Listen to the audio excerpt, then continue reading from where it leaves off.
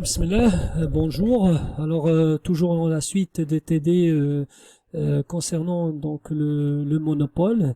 Ces TD s'inscrivent dans le cadre du module de l'enseignement du module économie industrielle. Donc nous sommes là actuellement en exercice 6 qui traite le cas de Coca-Cola et la température extérieure. Pour les autres exercices, vous pouvez donc consulter les anciennes vidéos qui traitent notamment la concurrence parfaite à titre de rappel. Ensuite, des exercices sur le monopole, sur les calculs théoriques de prix optimal et de quantité optimale, de prix de monopole et de quantité de monopole. Et ensuite, il y a un cas qui est chiffré, c'est-à-dire un exemple de discrimination par les prix. Alors, Coca-Cola, c'est un cas, on peut dire, de duopole plutôt que de monopole. Il est de 90%, sa part de marché est de 90% dans le marché de cola, avec Pepsi Cola qui représente 10%.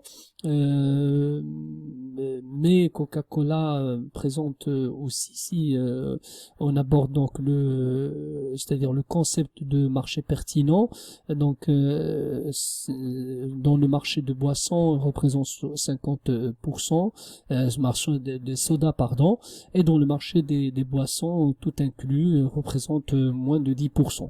Donc justement pour vous dire que Coca-Cola peut être un cas de duopole, et on sait que duopole peut switcher en monopole dans certains cas de figure que nous allons donc traiter dans le cadre de TD suivant, la structure de l'oligopole et des interactions stratégiques. Alors Coca-Cola décide de lancer de nouveaux distributeurs de canettes qui permettent d'ajuster le prix de vente en fonction de la température extérieure. En réalisant des études de marché, Coca-Cola estime que les jours où il fait chaud, plus de 25 degrés, la demande de canettes et de toute évidence sera supérieure à celle au jour où il fait froid. Donc les gens seront incités à consommer davantage le produit, donc ce boisson-là. Et la demande est inférieure dans les jours où il fait froid, avec une fonction de demande qui est égale à 200 moins 2P. Le coût marginal de production est donné comme 20 centimes par canette. Alors quel prix de Coca-Cola doit-il fixer les jours où il fait chaud et les jours où il fait froid? Alors posons Q est égal à, on va remplacer donc pour éliminer donc tout, on va mettre plutôt la fonction avec la constante A. Donc Q est égal à moins 2P, où A est égal à 300 il fait chaud et 200 il fait froid. La fonction de profit, on la connaît, donc c'est-à-dire c'est prix moins coût multiplié par la quantité. Donc maintenant on est c'est-à-dire recette totale, puisque quantité multipliée par prix et quantité multipliée par le coût. D'accord, donc on est dans la recette totale. Après, bien sûr, il faut utiliser la maximisation, donc on peut donc justement appliquer la dérivée, donc avec C est égal 20 centimes et les concaves en P. Donc le maximum est donc donné par la condition du premier ordre, donc justement on va appliquer la dérivée.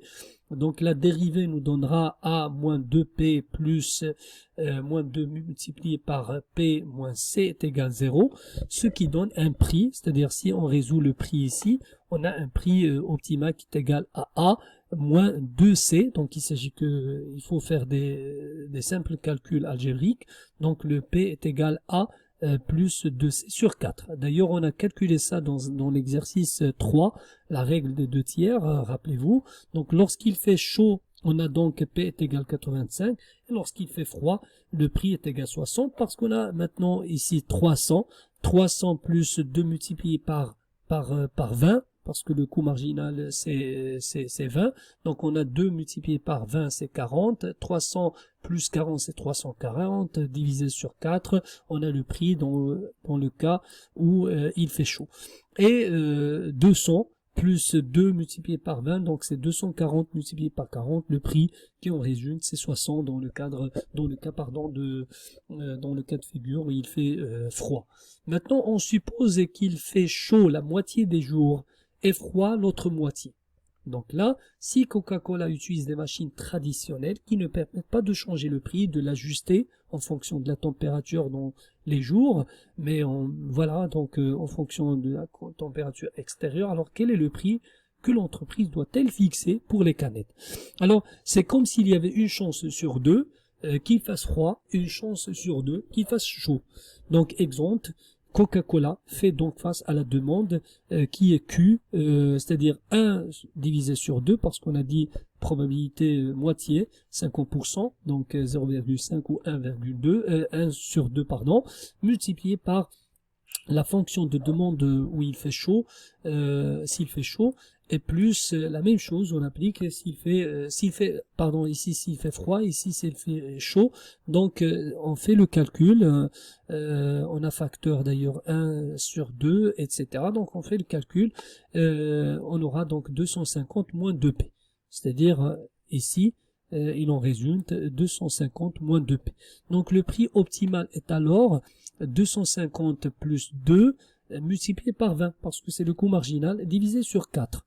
Donc voilà, parce que ça c'est la quantité, on applique la même chose que là. Donc on a 250 parce que on a fait donc tout ce calcul là pour retrouver le A, le constant. Donc on a ces 250. Maintenant oui, c'est vrai, c'est 300 plus 200, 500, 500 divisé sur 2 c'est 250, on peut appliquer donc facilement.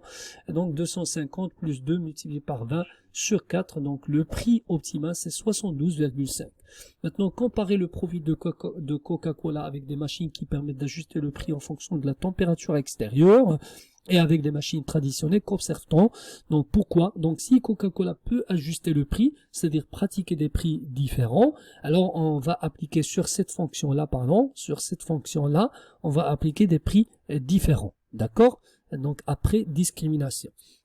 Donc avant discrimination, c'est le même prix, c'est-à-dire 72,5, mais après discrimination, on va appliquer donc 60 pour les jours où il fait chaud, c'est ça? Oui, où il fait froid, pardon, et 85 où il fait chaud, c'est normal parce que les gens consomment plus. Donc quand il y a augmentation de la demande, donc le prix sera augmenté, d'accord? Donc sera supérieur à celui où la demande baisse, d'accord? Alors voilà, si on calcule le profit avec la discrimination de prix, il en résulte un profit de 5825. Alors avec les machines traditionnelles où l'entreprise ne peut pas ajuster les prix, c'est-à-dire va pratiquer 72,5, le profit est de 5512,5.